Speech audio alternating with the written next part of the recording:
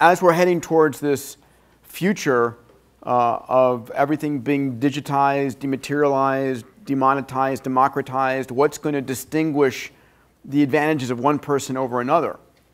And I would say, exactly, we're not. We're heading towards a world where we are really flattening the world, right? We think about the fact that these devices used to be, this level of communications and knowledge was only available to the presidents of nations, the CEOs of largest corporations and so forth. And think about Google on this, and Google for Larry Page at Alphabet is the same. Not a little bit better, not a little bit different, it's the same.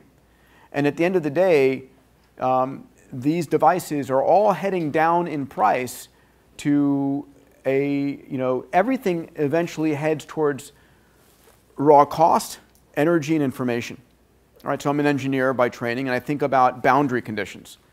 The boundary condition for the technology, that's not this decade, it's a decade or two out, but it's well within our lifetimes of nanotechnology, right? Richard Feynman wrote about this in a very famous paper called There's Plenty of Room at the Bottom. And then Eric Drexler wrote about it in Engines of Creation. If we think about this, we're heading towards the technology where 3D printers are not manipulating large chunks of matter. They're individually manipulating atom by atom. And so if I were to have what we'd call a nanobot, a little machine that's able to manipulate atom by atom, and I put one in my hand and I said, replicate yourself 100 times, and it steals atoms from my skin and so forth. Fantastic, not that many, but I give each one to each of you.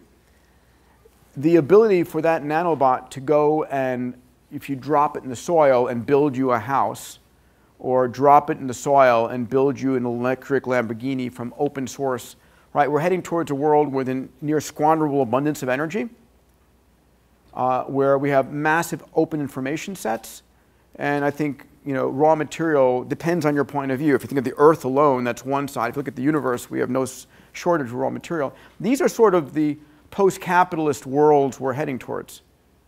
And yeah, I don't know if my 7-year-olds will go to college, whether that will be the best way for them to learn. I honestly don't.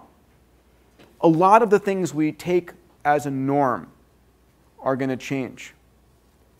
And I hope at a minimum, this is one of the things that you at least begin to question as you're here. It's a very intuitive point of view.